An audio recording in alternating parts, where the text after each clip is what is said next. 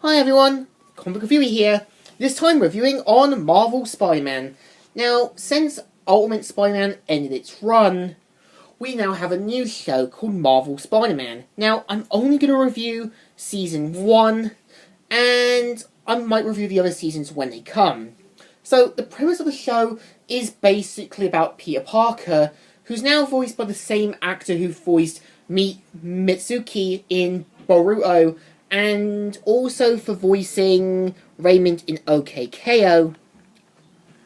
who joins the school for gifted geniuses run by Max Odell. Now, Max's school is kind of like the school where the student can create Tony Stark or Reed Richards-based tech, and most of the time, the school seems to cause more trouble than anyone I've known. I mean, they accidentally destroy Midtown High by accident, and yet they don't offer to fix it or anything.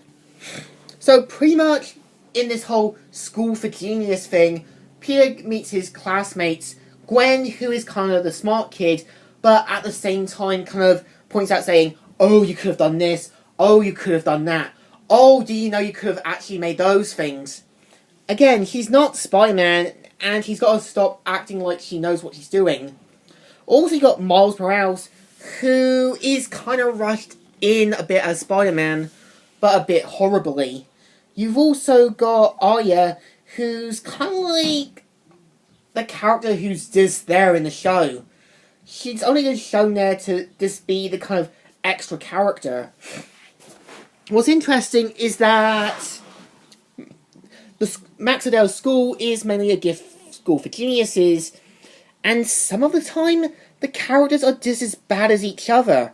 I mean, when you've got Doc Ock as a teacher there,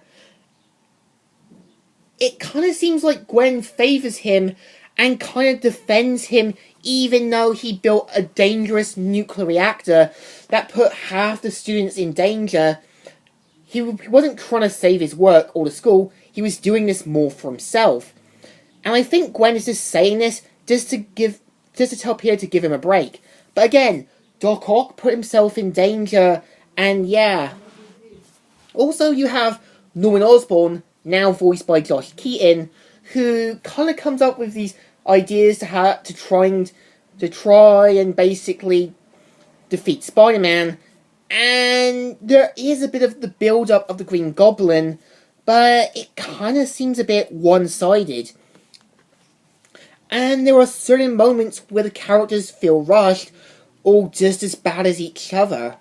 I mean, I think what I did like about Ultimate Spider-Man, it took more time in building up the characters, and it made characters likable. But in Marvel Spider-Man, some of them just come off as arrogant, immature, childish, and so on. For example, there's this one teacher, voiced by Goku, who tries to sign a petition to stop Max Odell from recruiting Midtown. Again, if he was really having issues with Max Odell, talk to him personally. And as soon as Max Odell sees him, he does kind of apologize for being inconsiderate. But again, this wasn't his fault. He was trying to give students something better. But really, the teacher should have been the one to apologize, not the other way around. Now, pretty much there are moments where the show will rush things, and moments where storylines will actually be added in, even though they should have been a couple seasons later.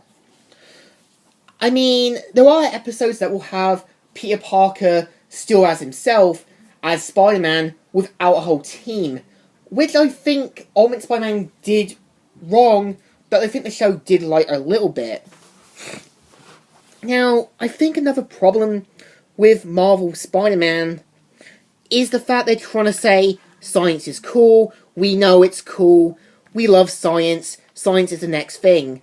But really, it just comes off as a big nerd fest for it.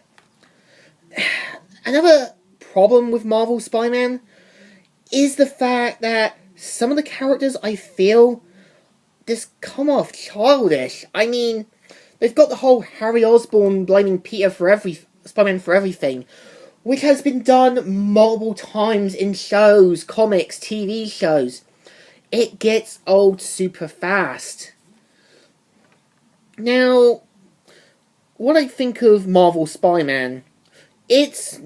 okay, the first season is getting there, but really, I'm hoping that the second season tries to fix what Spider-Man should be. And I think Disney have something good, but they seem to be missing what they want. So I give the show a thumbs in the middle. Kind of alright, but could have been better.